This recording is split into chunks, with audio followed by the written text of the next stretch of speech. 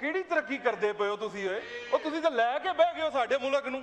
Sir बड़ी technical बातें की हैं 3 सालों में, इन्हें बिल्कुल समझ नहीं आई। आज सर देसी गल्लां करनियां ਜਿਹੜੀਆਂ ਇਹਨਾਂ ਨੂੰ ਸਮਝ ਵੀ ਆਣ। गरीब आदमी की गल करनी है तो मैं जनाब इत्थे कोई कसीदे पढ़न नहीं आया, मैं इत्थे नोहे पढ़ने चाहिए ने जिहो जिहा बजट तुहां दिता है। गरीब आदमी का कोई एक रिलीफ मैनू विखा दिओ, जे तनख्वाह दे उत्ते टैक्स की छूट दी जे तो भी 1,80,000 तो उत्ते उत्ते मैनू दसो किहड़ा गरीब आदमी 1,80,000 तनख्वाह लैंदा है। हर पासे करप्शन की अखीर की है तो मुल्क ने तरक्की करनी है। मुल्क नूं तुसां डिफॉल्ट तो बचा लिया।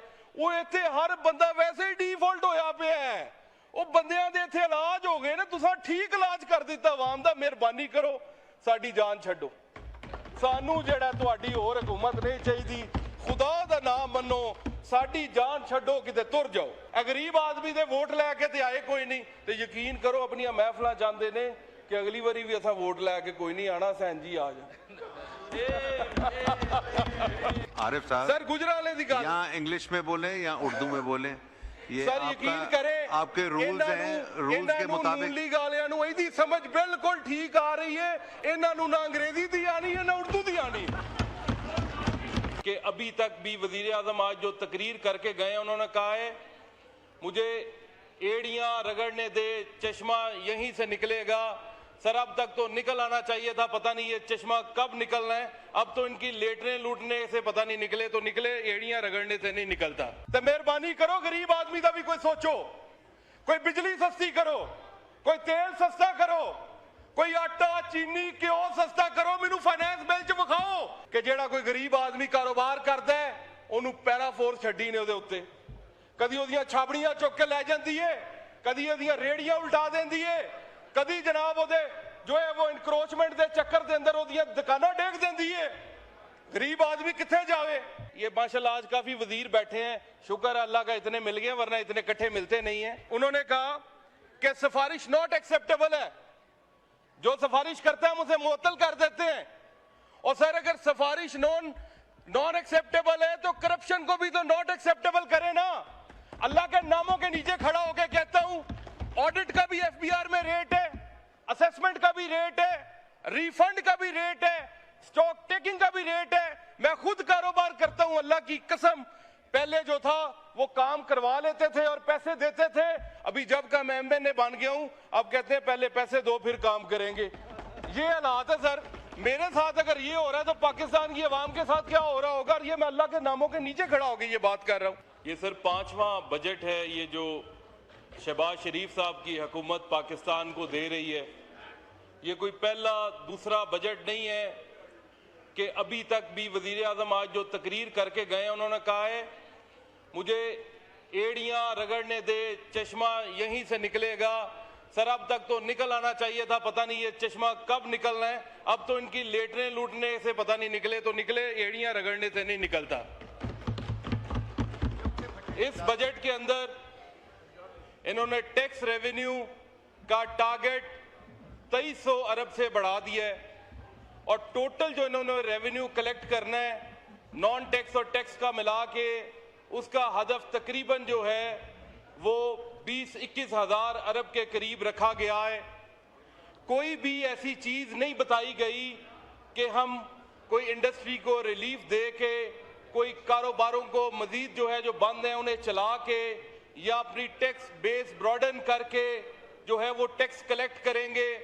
पिछले 2 सालों से इंडस्ट्री को ये लॉलीपॉप दे रहे हैं कि हम बिजली सस्ती कर रहे हैं। अभी फोन कॉल भी मिलाते हैं तो अंदर वजीर आजम कहता है मैंने बिजली सस्ती कर दी, ट्विटर पे देखते हैं बिजली सस्ती कर दी, फेसबुक पे सस्ती कर दी। हमें तो आज तक इंडस्ट्री को बिजली सस्ती नहीं मिली, बिजली की वही कीमतें हैं बल्कि मजीद जो है वो बढ़ रही हैं। मेहरबानी करके ये जो फेसबुक और ट्विटर है यहाँ से बाहर आए और इंडस्ट्री को जो है वो बिजली के अंदर रिलीफ दें अगर आपने मजीद टैक्स कलेक्ट करने हैं। और ये ऑलरेडी जो कंप्लायंट सेक्टर है उन लोगों से अगर आपने टैक्स लेना है तो फिर जो चल रहे हैं कारोबार वो भी बंद हो जाएंगे।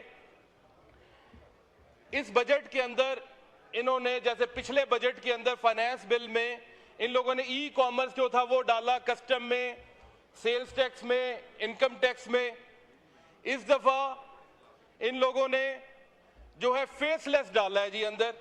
फेसलेस ऑडिट होगा, असेसमेंट होगा, एडजुडिकेशन होगा। पहले तो ये बताएं ई कॉमर्स से आपने कितने पैसे इकट्ठे किए, और ये जो फेसलेस वाला काम आप करने जा रहे हैं, नेशनल फेसलेस सेंटर बना के और वहां पे डीजी अपॉइंट करके आप लोग क्या कारोबारों को हरास करेंगे, कारोबारी बंदों को हरास करेंगे।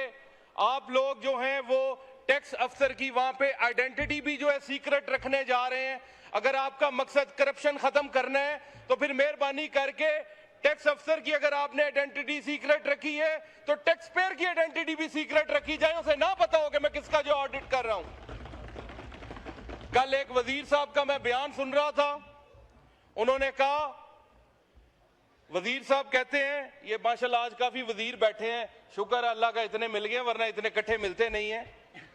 उन्होंने कहा देख लिया सर, उन्होंने कहा कि सिफारिश नॉट एक्सेप्टेबल है, जो सिफारिश करता है हम उसे मुअत्तल कर देते हैं। और सर अगर सिफारिश नॉन एक्सेप्टेबल है तो करप्शन को भी तो नॉट एक्सेप्टेबल करे ना। अल्लाह के नामों के नीचे खड़ा होकर कहता हूं, ऑडिट का भी एफबीआर में रेट है, असेसमेंट का भी रेट है, रिफंड का भी रेट है, स्टॉक टेकिंग का भी रेट है। मैं खुद कारोबार करता हूं, अल्लाह की कसम, पहले जो था वो काम करवा लेते थे और पैसे देते थे।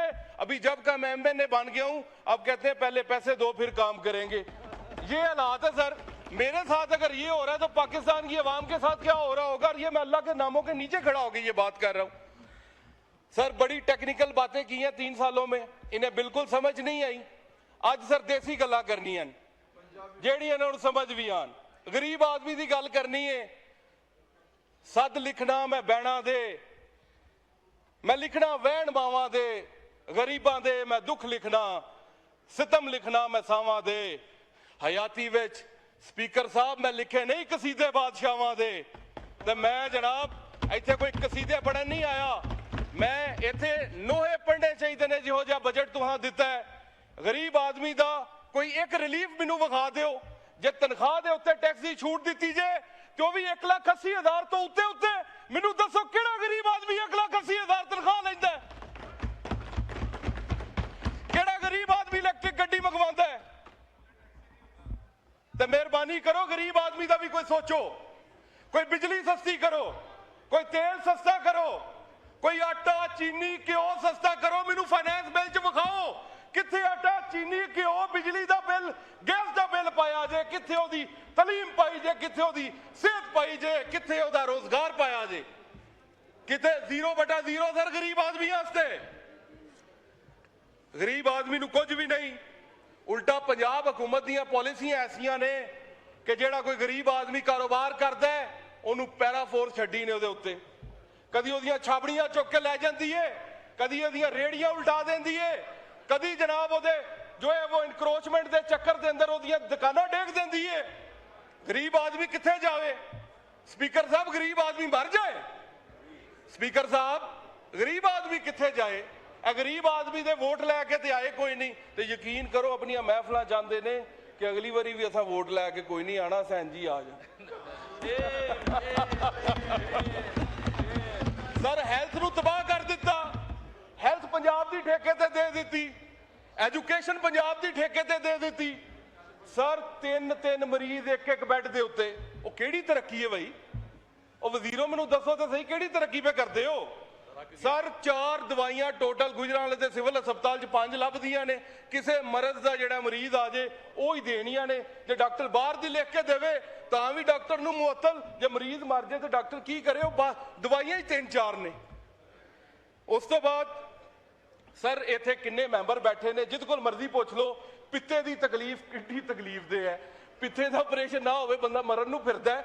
ਉਹ ਗੁਜਰਾਂਵਾਲੇ ਹਸਪਤਾਲ ਜਾਈਏ, ਉਹ ਪਿੱਤੇ ਦੇ ਆਪਰੇਸ਼ਨ ਵਾਸਤੇ ਵੀ 1.5 ਸਾਲ ਦਾ ਟਾਈਮ। ਉਹ ਕਿਹੜੀ ਤਰੱਕੀ ਕਰਦੇ ਪਏ ਹੋ ਤੁਸੀਂ? ਉਹ ਤੁਸੀਂ ਤਾਂ ਲੈ ਕੇ ਬਹਿ ਗਏ ਹੋ ਸਾਡੇ ਮੁਲਕ ਨੂੰ। ਮਿਹਰਬਾਨੀ ਕਰੋ, ਸੁਥਰਾ ਪੰਜਾਬ ਦੇ ਵਿੱਚ ਵੀ ਕਰਪਸ਼ਨ ਘਟਾਓ। ਆਪਣੇ ਘਰ ਦੇ ਮੁਲਾਜ਼ਮ ਭਰਤੀ ਕੀਤੇ ਜੇ ਸੁਥਰਾ ਪੰਜਾਬ ਦੇ ਅੰਦਰ ਲੁੱਟ ਕੇ ਖਾ ਗਏ ਨੇ 10-10 ਲੱਖ ਰੁਪਈਆ ਇੱਕ ਪੁਆਇੰਟ ਦਾ। ਉਹੀ ਡੰਪਰ ਬਾਰ-ਬਾਰ ਜਾਂਦਾ ਹੈ, ਬਾਰ-ਬਾਰ ਪੈਸੇ ਲੈ ਕੇ ਆਂਦਾ ਹੈ। हर पासे करप्शन की अखीर की है तो मुल्क ने तरक्की करनी है। मुल्क नूं तुसां डिफॉल्ट तो बचा लिया। वो इत्थे हर बंदा वैसे ही डिफॉल्ट होया पिया है। ਉਹ ਬੰਦਿਆਂ ਦੇ ਇੱਥੇ ਇਲਾਜ ਹੋ ਗਏ ਨੇ, ਤੁਸੀਂ ਠੀਕ ਇਲਾਜ ਕਰ ਦਿੱਤਾ ਆਵਾਮ ਦਾ, ਮਿਹਰਬਾਨੀ ਕਰੋ ਸਾਡੀ ਜਾਨ ਛੱਡੋ।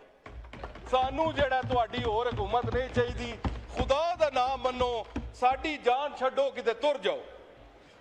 आरिफ साहब सर गुजराले दी गल, यहाँ इंग्लिश में बोले या उर्दू में बोले, ये सर यकीन करें आपके रूल्स हैं, रूल्स के मुताबिक ਨੂਲੀ ਗਾਲਿਆਂ ਨੂੰ ਇਹਦੀ ਸਮਝ ਬਿਲਕੁਲ ਠੀਕ ਆ ਰਹੀ ਹੈ। ਇਹਨਾਂ ਨੂੰ ਨਾ ਅੰਗਰੇਜ਼ੀ ਦੀ ਆਣੀ ਹੈ ਨਾ ਉਰਦੂ ਦੀ ਆਣੀ। ਸਰ ਜੀ देखें आप, ਸਰ ਜੀ ਆਸਟੈਰਿਟੀ ਦੀਆਂ ਗੱਲਾਂ, ਆਸਟੈਰਿਟੀ ਦੀਆਂ ਗੱਲਾਂ, ਪੀਐਮ आरिफ साहब एक मिनट माइक बंद कीजिए। No cross talk, no cross talk. देखिए आरिफ साहब, अगर आप रूल 281 निकाल लें तो उसमें वाजे लिखा है जब तक चेयर से परमिशन ना मिले you can only speak in English और उर्दू। तो काइंडली पाबंदी कीजिए, पाबंदी कीजिए। चल सर मुझे वाइंड अप करें, आपके सर मुझे 2 मिनट रहते हैं, वाइंड अप करें। मुझे मजीद इजाजत दे दें सर, मैं बोल सकूं सर, मेहरबानी।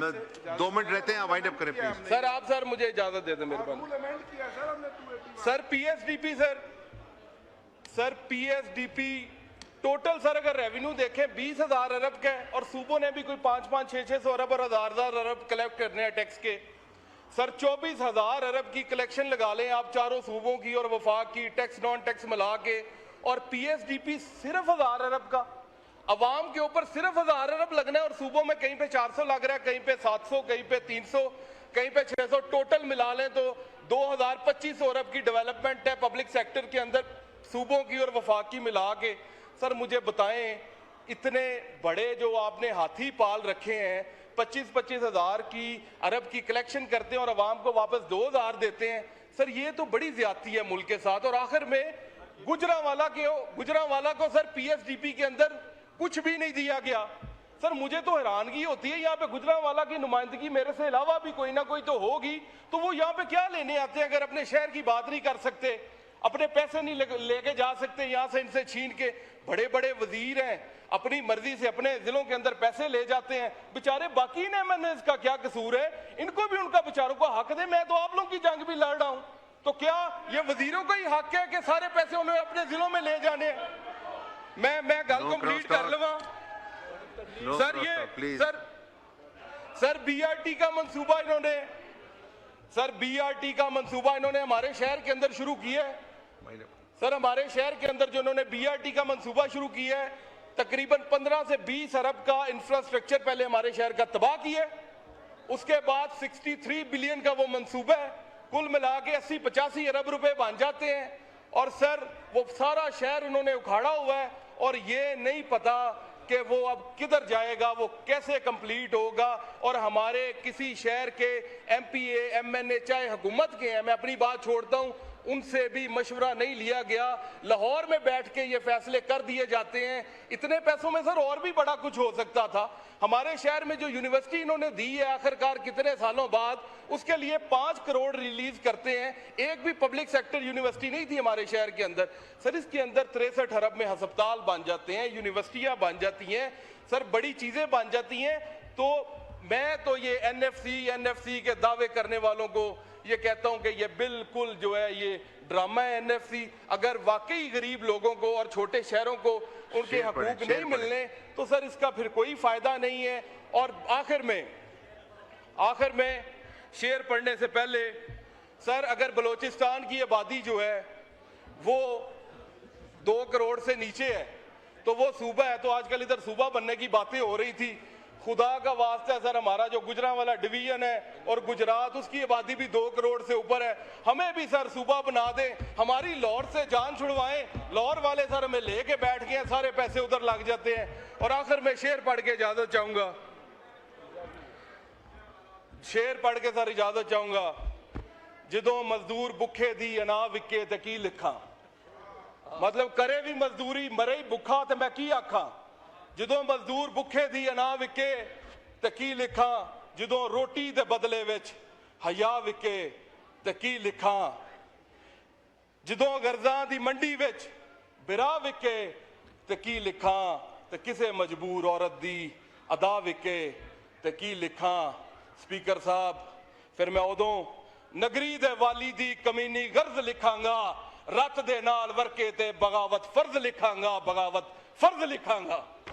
शुक्रिया।